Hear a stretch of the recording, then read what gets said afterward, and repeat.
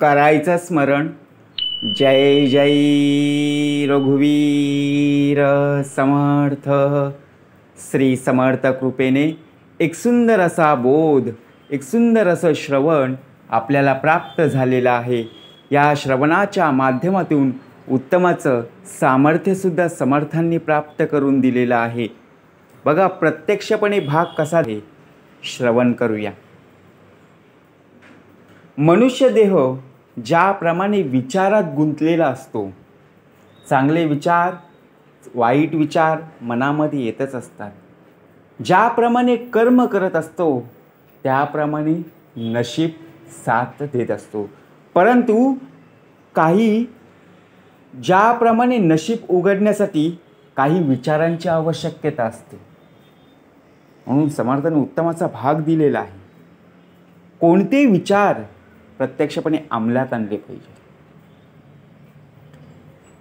चांगले विचार वाईट विचार आपल्या मनामध्ये येतच असतात. नळी फुंकली सोनारे, इकडून तिकडून गेले वारे. परंतु प्रत्यक्षामध्ये जो भाग दिलेला आहे, ज्याप्रमाणे आपण कर्म करत असतो त्याचप्रमाणे आपण नशिबावर अवलंबून असतो. परंतु नशीब केव्हा प्राप्त होईल? ज्या वेळेला आपल्या हातून उत्तमाची कर्म घडतील तेव्हा. परंतु ज्या वेळेला आपण कर्म केलेले नाही, ज्या वेळेला आपण कष्ट केलेले नाही, तर आपल्याला नशीब साथ देईल का?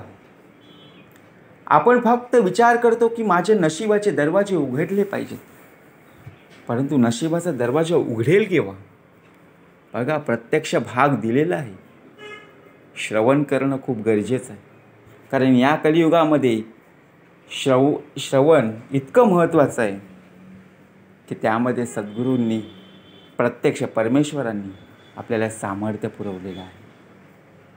म्हणून विचार आपल्या अंतरी असले पाहिजे. बघा कसा भाग दिलेला आहे.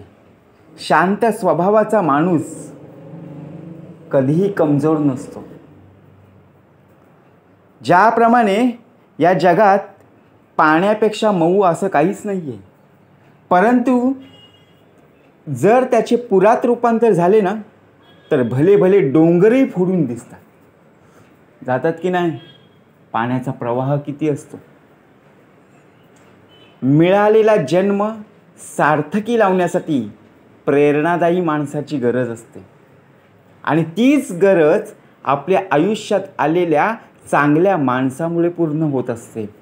म्हणून ज्याप्रमाणे आपल्याला बघा जन्म प्राप्त झालेला आहे, त्याचप्रमाणे आपल्याला गुरु लाभलेच पाहिजेत. म्हणून आपल्याला प्रत्यक्षपणे आई वडील आहेत की नाही?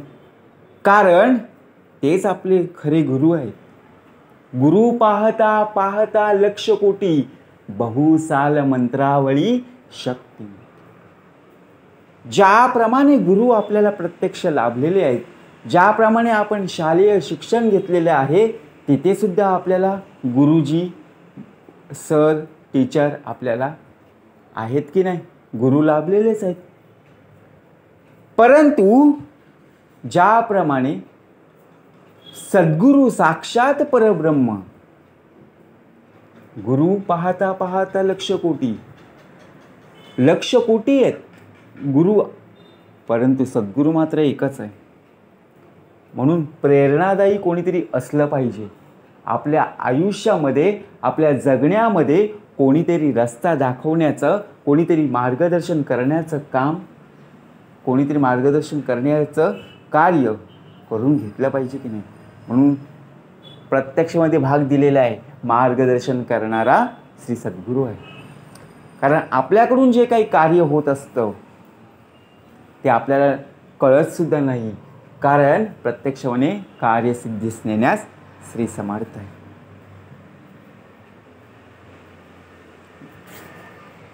दोष लपवण्याचा प्रयत्न केला तर तो मोठा होत जातो आणि कबूल केला तर तो नाहीसा होतो. मग विचार करा, दोष लपवायचा की कबूल करायचा? बरोबर की नाही?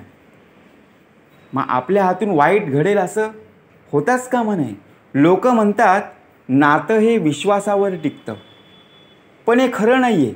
नातं हे समोरच्याला टिकवायचं असेल तरच टिकतं, बरोबर आहे की नाही?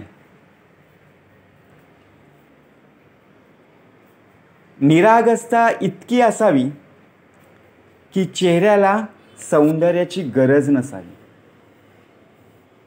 बरोबर की नाही? वाईट, दृष्ट, कपटी आणि लबाड अशा वाईट स्वभावाची माणसंच तर आपले गुरु असतात, कारण त्यांच्यामुळे तर चांगले आणि वाईट यातील फरक कळतो. जर सर्वच जण चांगले असतील तर वाईट कोणीही नसतं. सर्वांना सुख असतं तर दुःखाचा विसर कधीही पडला नसता.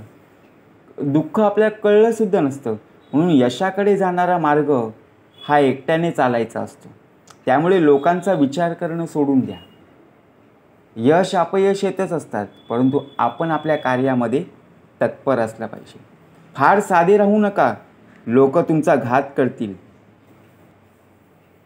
ज्याप्रमाणे एखाद्या व्यक्तीला समजून घेता नाही आलं तरी चालेल, नका घेऊ, पण त्या व्यक्तीबद्दल गैरसमज आपल्या मनात ठेवून दुसऱ्या कोणाला उलटसुलट सांगतही फिरू नका. कोण व्यक्ती कशी आहे, त्याचा स्वभाव कसा आहे, काही गरज नाही आहे, बरोबर की नाही? अतिविचारांमुळे आपण आपल्या आयुष्यात काल्पनिक समस्या निर्माण करतो, ज्या अस्तित्वातच नसतात. मग आपल्या मनाला का म्हणून त्रास द्यावा, आपल्या डोक्याला का इतका त्रास करून घ्यायचा, बरोबर की नाही? जी व्यक्ती तुमच्या प्रगतीवर जळते ना, तिचा तिरस्कार कधीच करू नका, कारण ती व्यक्ती स्वतःपेक्षा तुम्हाला उत्कृष्ट व्यक्ती समजून जळत असते.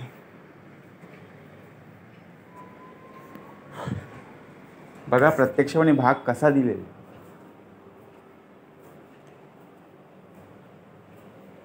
अपयश आणि यश हे येतच असतात ना, कारण दुसऱ्यांचं सुख पाहण्याची क्षमता ज्यांच्याकडे असते त्याची प्रगती साक्षात देवसुद्धा थांबवू शकत नाही.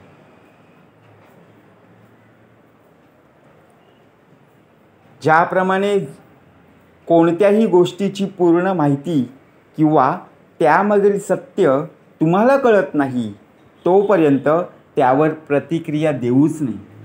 बऱ्याचदा सत्य फार वेगळं असतं, परंतु आपण बोलून जातो आणि नंतर मग विचार करत बसतो. आधी विचार केला तरच उत्तमच आहे, कारण जिथं चुकत नाही तिथं झुकत नाही. म्हणून हा बाणा जर बाळगला की तुमच्या नादाला कोणीच लागत नाही. आपण बोलून फसतो. काही लोकांना ओळखण्यात चूक होते, पण तीच चूक आयुष्यात मोठा अनुभव देऊन जाते, बरोबर की नाही? एखाद्याशी आपण बोलत असताना डायरेक्ट आपण बोलून जातो, पण शेवटी काय बोलून गेलो ते आपल्याला नंतर माहिती पडतं. कोणीतरी आवडणं हे प्रेम नाही, त्या व्यक्तीशिवाय कोणीच आवडत नाही हे प्रेम. चेहऱ्यावर कोणताही भाव न दाखवणारी माणसं जास्तीत जास्त डेंजरस असतात. म्हणजे विचार करा, कोणाच्या सुखदुःखामध्ये जरी त्याला नेलं तरी चेहऱ्यावर हसू नाही, दुःख नाही, काहीच नाही. कारण या जगात चप्पलशिवाय दुसरं कोणतंच परफेक्ट कपल नाही आहे. कारण एक हरवली तर दुसऱ्याने जीवन तिथंच संपवावं लागतं. दुसऱ्याचं जीवन तसंच संपेल ना. म्हणून जोडी बरोबर असली पाहिजे. रुबाब तेव्हाच करा जेव्हा बापाच्या कष्टानं नाही तर स्वतःच्या कष्टानं पैसा खिशात ठेवला पाहिजे. आपण आपल्या बाप कमाईवर उड्या मारत असतो, परंतु ज्याप्रमाणे आपण स्वतः कमावतो ना तेव्हाच आपल्याला आपले कष्ट कळत असतात. मनापासून घेतलेली काळजी मनातील दुःखाचा बराचसा भाग हलका करून जाते. म्हणून मेहनत केली पाहिजे. 10 वेळा पराभव झाला तरी चालेल, पण एक विजय असा मिळवा की लोक नेहमी लक्षात ठेवतील. जिद्द कधी सोडायची नाही आहे. हार कधी पत्करायची नाही आहे.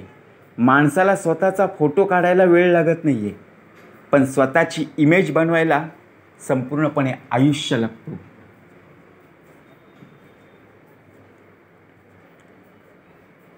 स्वतःजवळ शारीरिक ताकदीपेक्षा मानसिक ताकदच मानवाला सशक्त बनवून लढण्यास प्रवृत्त करत असते.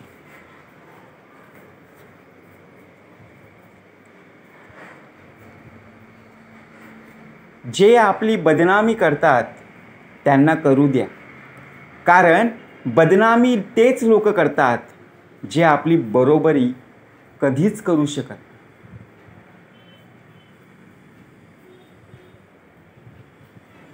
जास्त इच्छा नाही, फक्त आयुष्यातील पुढचं पाऊल मागच्यापेक्षा चांगलं असा.